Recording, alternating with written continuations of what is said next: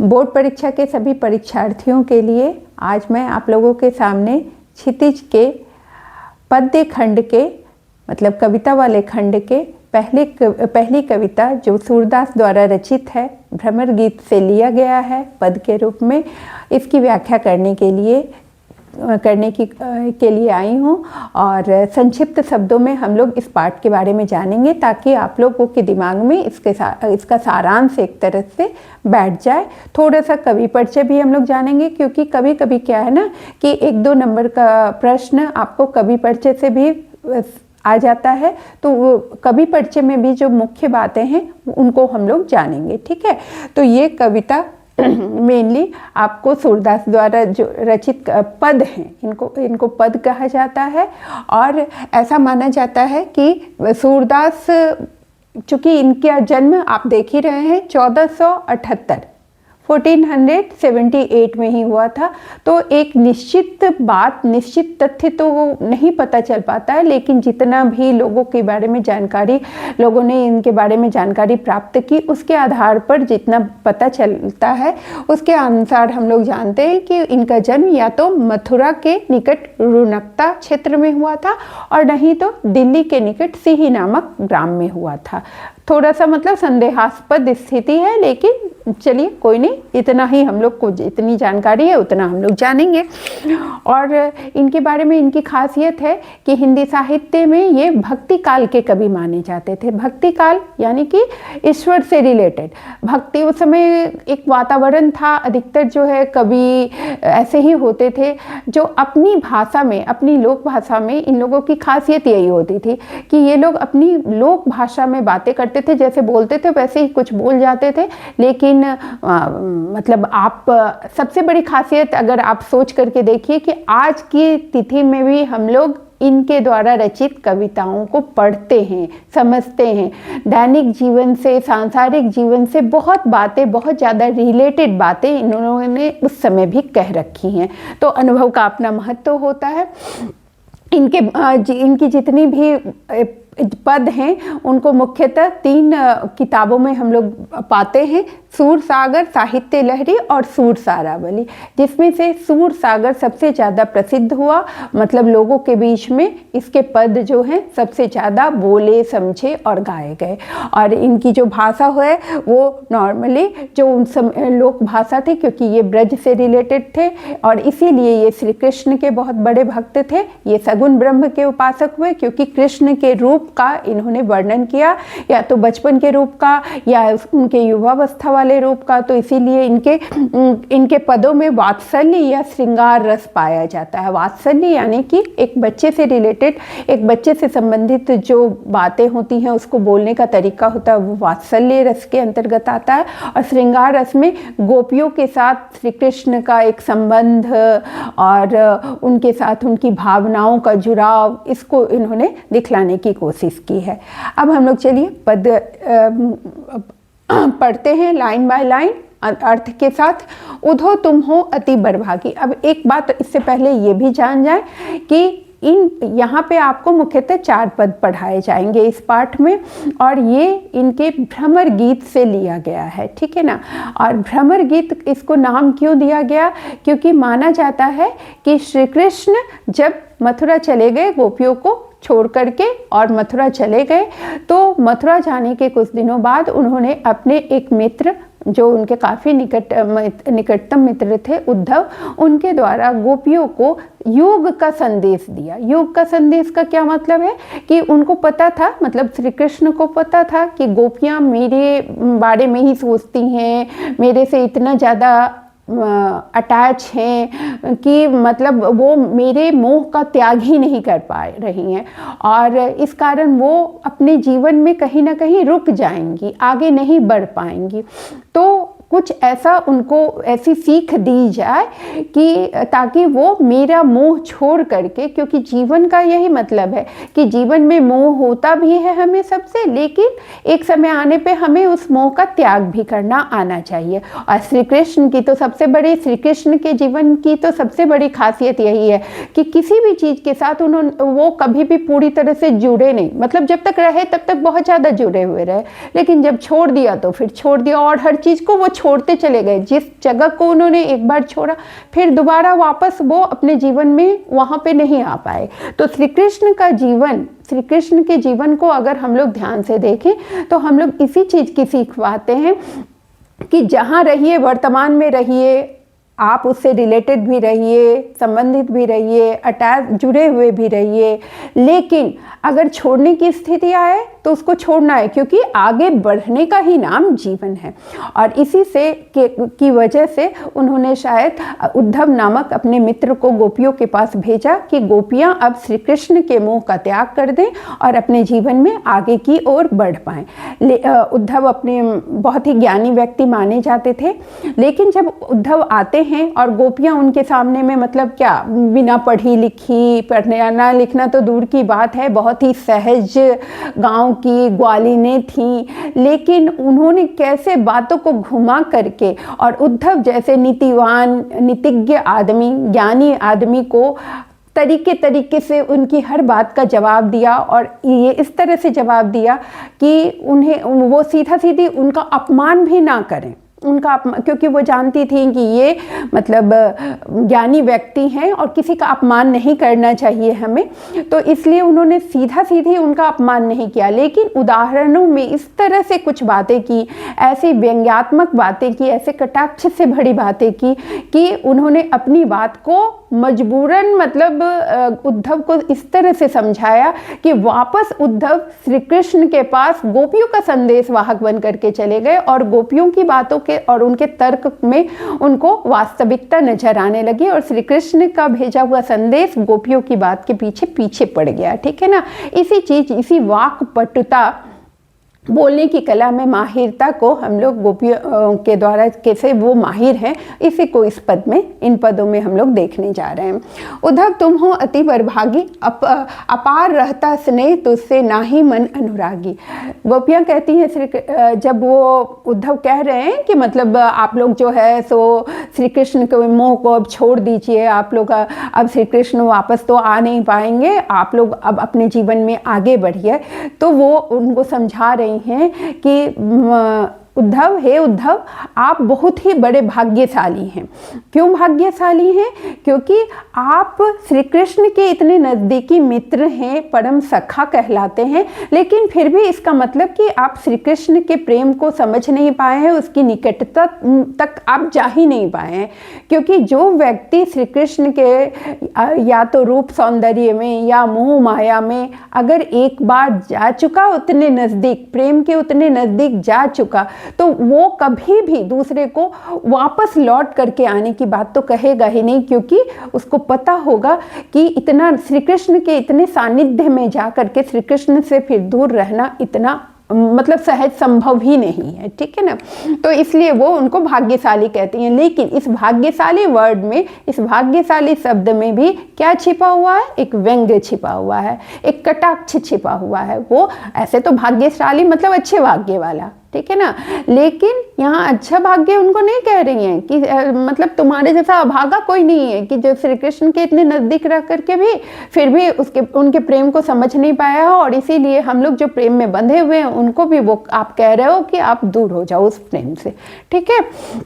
और उसके उदाहरण में वो बोलती हैं, पुरीन पात रहता जल भीतर तारस देह न दागी, और जो जल माही तेल की गागर बूंद न ताको लागी। दो उदाहरणों को उन्होंने दिया है इसको समझाने के लिए अपनी बात को, कि जैसे कि कमल का पत्ता हमेशा पानी के अंदर रहता है, ठीक है ना, लेकिन उसके पत्ते की खासियत होती है कि अगर उसको निकाला जाए पानी से तो उस पर पानी की बूंद का दाग नहीं पड़ा होता है, चिन्ह नहीं दिखता है, वो उस पर से फिसल के गिर जाता है। और उसी तरह से जैसे तेल भरी अगर एक गागरी हो, घड़ा हो, और उसको पानी में डुबा करके रख दिया जाए तो तेल पानी से तेल को कोई फर्क नहीं पड़ेगा, उस पर कोई अंतर नहीं आएगा। उसी तरह से उद्धव भले ही श्री कृष्ण के साथ हैं, पर श्री कृष्ण के प्रेम का, श्री कृष्ण के सानिध्य का उनके जीवन पे कोई भी प्रभाव नहीं पड़ा है, और इसीलिए वो इससे पड़े हैं। उसके बाद प्रीति नदी में पाँव न बोड़ो, दृष्टि न रूप परागी, और फिर वो व्यंग्यात्मक तरीके से बोलती हैं कि आपने तो श्री कृष्ण के प्रेम रूपी नदी में कभी भी अपने पाँव ही नहीं डुबोए हैं, कभी भी उसके नज़दीक पाँव तक मतलब नहीं डुबाया, पूरा डूबने की तो बात ही दूर की बात है, अपने पाँव तक भी डुबो नहीं पाए हैं, और इसीलिए जो है आप इस तरह की बातें कर रहे हैं। सूरदास अबला हम भोली गुड़ चीटी जो प्यागी।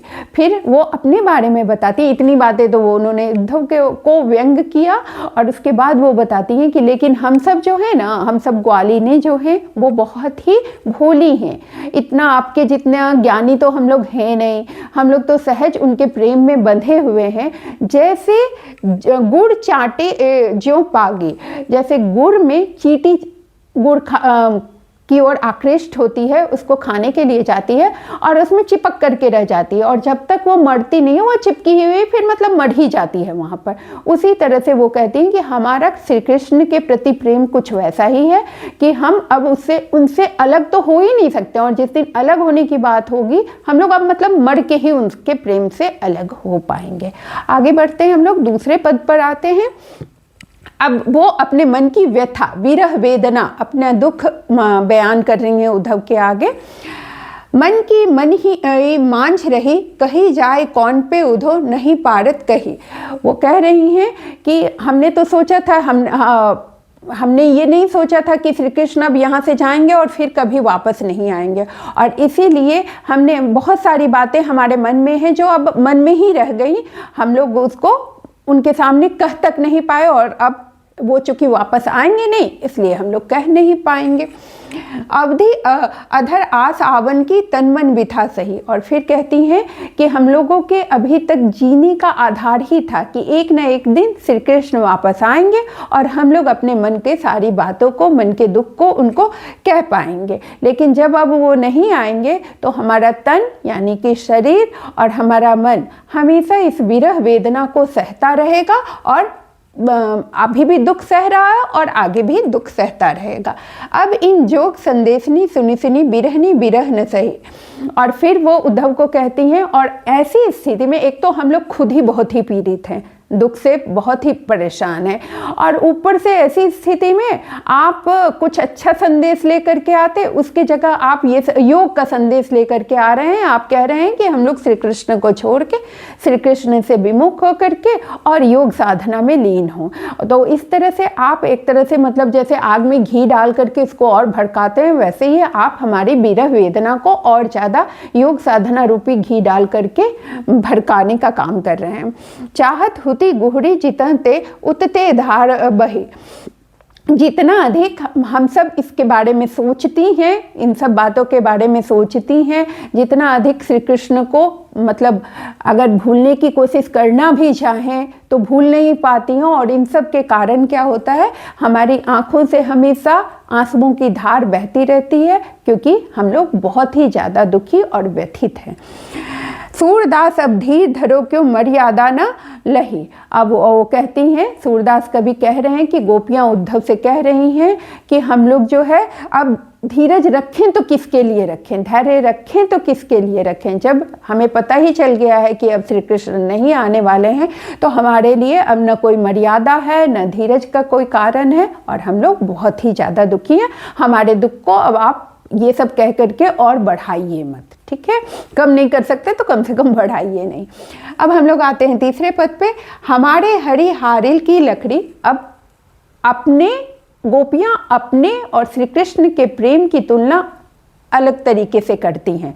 व्यथा बताने के बाद वो कहती हैं कि हारिल एक पक्षी का नाम होता है, जिसके बारे में प्रसिद्ध होता है कि वो अपने पंजों से जिस टहनी पर बैठता है उस टहनी को बड़ा कस के पकड़े हुए रहता है, क्योंकि उसे लगता है वो उसके जीवन का आधार है, अगर वो छूट जाएगा तो वो जिंदा नहीं रह पाएगा।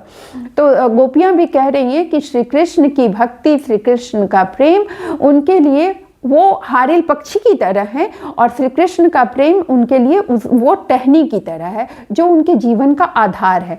अगर वो छूट जाएगा उनके जीवन से तो वो फिर तो जीवित ही नहीं बचेंगी। तो इसलिए श्री कृष्ण के प्रेम को जो ये भूल जाने की बात कही जा रही है वो ये कभी कर ही नहीं सकती हैं।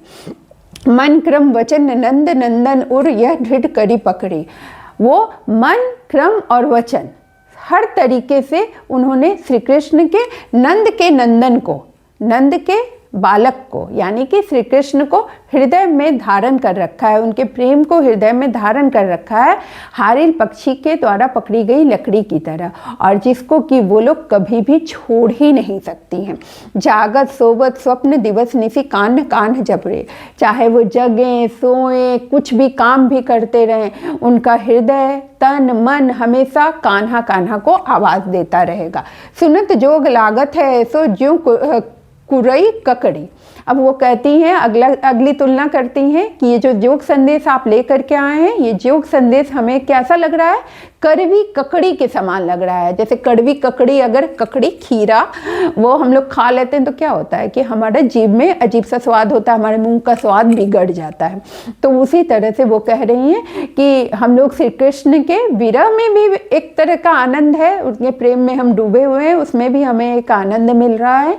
और आप जो ये जोग संदेश बीच में लाए हैं ना, इससे हमारा मुंह का स्वाद बिगड़ गया, यानी कि हमें ये बहुत ही खराब लग रहा है। सुतो व्याधि हमको ले आई देखी सुनी न करे। और ये जो विरह की बीमारी हमें लग गई है, ठीक है कि अब श्री कृष्ण तो कभी आएंगे नहीं और हमें यही दुख सहना है, लेकिन अब हम लोग इसमें भी एक तरह से इसमें भी सुखी हैं और हमें और कुछ भी सुनना और देखना है ही नहीं। यह तो सूर तिन्हें ले सौंपे जिनके मन चक्रे। और अंत में फिर इस पद के अंत में वो कहती हैं कि ये जो आप योग का संदेश लाए हैं ना, वस्तुतः उन लोगों को ले जा करके सुनाइए जिनका मन जो है चक्री की भांति है, मतलब कि जो चारों ओर घूमता रहता है, कहीं भी एक जगह स्थिर नहीं रहता है। उनके लिए योग साधना का संदेश होना चाहिए। और हमारा क्या है, हम ग्वालिनी तो हम एक जगह स्थिर हैं, श्री कृष्ण के प्रेम के साथ स्थिर बनी हुई हैं, तो हमें तो इस तरह के योग संदेश की कोई ज़रूरत ही नहीं है। अब हमारा अंतिम पद आता है पाठ का, चौथा पद। इसमें अब वो एक और बात कहती हैं। क्या कहती हैं? हरि है राजनीति पढ़ी आए, समझी बात कहत मधुकर वे समाचार सब पाए। अब वो कहती हैं कि अब हम लोग समझ रहे हैं कि जो श्री कृष्ण है ना, वो एक तो पहले ही से चालाक थे, नंद के जो नंदन थे वो तो बालपन से ही चालाक थे, उनकी चालाकी बचपन से ही बहुत ही प्रसिद्ध है सभी के बीच में। और ऊपर से अब जो वहाँ पे जाकर के राजा बन गए हैं ना, तो अब और भी राजनीति पढ़ लिए हैं और बहुत ही और भी ज़्यादा चालाक हो गए हैं, ठीक है। और इसीलिए वो जो है अपने समाचार को, अपने संदेश को जो है आपको मधुकर बना के भौड़े की तरह, जो कि सुनाने के लिए संदेश आए हैं, आपका माध्यम लेकर के हम लोगों तक पहुँचाना चाह रहे हैं। बड़े अति चतुर हुते पहले ही अब गुरु ग्रंथ पढ़ाए। वही कि पहले से ही वो चालाक थे और अब तो लगता है कि गुरु ग्रंथ यानी कि शास्त्रों का उन्होंने राजनीति का अध्ययन कर लिया, इसलिए अब वो और भी चालाक हो गए हैं। बड़ी बुद्धि जानी जो उनकी योग संदेश पढ़ाए, और वो अपने को बहुत ही होशियार समझ रहे हैं और इसीलिए वो आपके द्वारा हमें योग का संदेश पहुंचा रहे हैं। उधो भले लोग आगे के पढ़ित डोलत धाय। और फिर वो उद्धव को कहती हैं गोपियाँ कि आप जो है ना, सो अच्छे हैं, भले मन के लोग हैं, इसीलिए जो है पढ़ित यानी कि हमारी भलाई के लिए, हम गोपियों की भलाई के लिए आप श्री कृष्ण के संदेश को लाए हैं और हमें सुनाने के लिए श्री कृष्ण की बात मान करके आए हैं। तो आप दिल से मतलब बहुत अच्छे हैं और आप हमारी भलाई चाहते हैं। लेकिन आगे बताती हैं वो, अब अपने मन फेर पाहिते चलत जो हुते चुराए। लेकिन वो जो है सो हमें समझ में आ रहा है कि वो अब श्री कृष्ण इतने हमसे विमुख हो गए हैं कि वो हमारे साथ ये चालाकी कर रहे हैं कि वो उनको जो करना चाहिए, हमारे दुख को, कष्ट को दूर करना चाहिए, वो तो वो कर नहीं पा रहे हैं। तो इसलिए अब वो चालाकी कर रहे हैं और हमें आपके द्वारा योग संदेश भिजवा रहे हैं।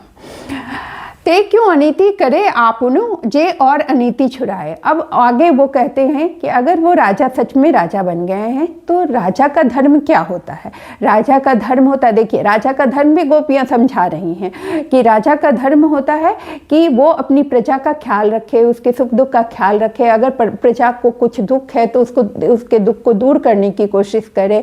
लेकिन ये आपके कैसे राजा हैं जो और भी ज़्यादा अनीति ही कर रहे हैं, अन्याय कर रहे हैं, उनको उनको पता है कि हम लोग दुखी हैं, और दुखी क्यों हैं, तो उनके ही कारण से दुखी हैं, और तब भी वो हमारे दुख को खत्म करने की बजाय आपको भेज करके हमें योग संदेश भेज रहे हैं, जिससे कि हमारी व्यथा, हमारा दुख और भी बढ़ता ही जा रहा है। और इसी चीज़ को उन्होंने बताया है। तो इस तरह से भ्रमर गीत में 4 पद के द्वारा अलग अलग तरीके से गोपियाँ उद्धव को की बात को काटती हैं, और इसको भ्रमर गीत इसलिए नाम दिया जाता है गया है कि एक कल्पना की गई है कि शायद उस समय एक भौड़ा उड़ते हुए आया। भ्रमर भौड़ा का पर्यायवाची होता है, और सीधा सीधी उद्धव से नया बात करके गोपियाँ भौड़े को एक माध्यम बनाती हैं, और भौड़े के माध्यम से उद्धव को अपने मन की सारी बातें कहती हैं। अब हम लोग इसमें जो निष्कर्ष है वो देखिए। निष्काम प्रेम, विरह वेदना और कृष्ण की बदलती नीति का वर्णन उन्होंने किया है। आगे हम लोग देखते हैं। यहाँ पे इसका अभी जो मैंने सब सारांश हर एक लाइन का अर्थ बताया, उसको संक्षिप्त रूप में यहाँ दिया हुआ है। इसको 2 बार पढ़ेंगे। किन किन चीज़ों से उदाहरण दिया गया है। मुख्य सवाल इन्हीं सब से आता है कि उद्धव की तुलना, उद्धव के प्रेम की तुलना गोपियों ने क्या क्या चीज़ से की है। गोपियों को क्यों कहा जाता है कि वो वाक्पटु थी, बोलने में चालाक थी। उद्धव की बात को उन्होंने कैसे निरस्त कर दिया, उद्धव की बात को उन्होंने कैसे नहीं माना, अपने तर्क, उन्होंने क्या क्या तर्क दिए, ये सारी बातें आपको पता होनी चाहिए। तो ये है आपको निष्कर्ष। यहाँ पे एक छोटा सा चैप्टर का मुख्य बिंदु जो होता है कि कवि परिचय मुख्य क्या है, मुख्य बात कवि के बारे में क्या जाननी है, पदों का मुख्य विषय क्या है, प्रमुख भाव क्या है, यहाँ भाषा शैली क्या है, और इसका संदेश क्या है। ये सारी चीज़ें आपको कॉलम में दी गई है, जिसको आप लोग ध्यानपूर्वक पढ़ेंगे और मनन करेंगे, ताकि परीक्षा में आप सवालों का जवाब आसानी से दे सकें। पूरे पाठ के सारांश को अगर आप दिमाग में रखेंगे तो आप हर एक सवाल का जवाब आसानी से दे पाएंगे।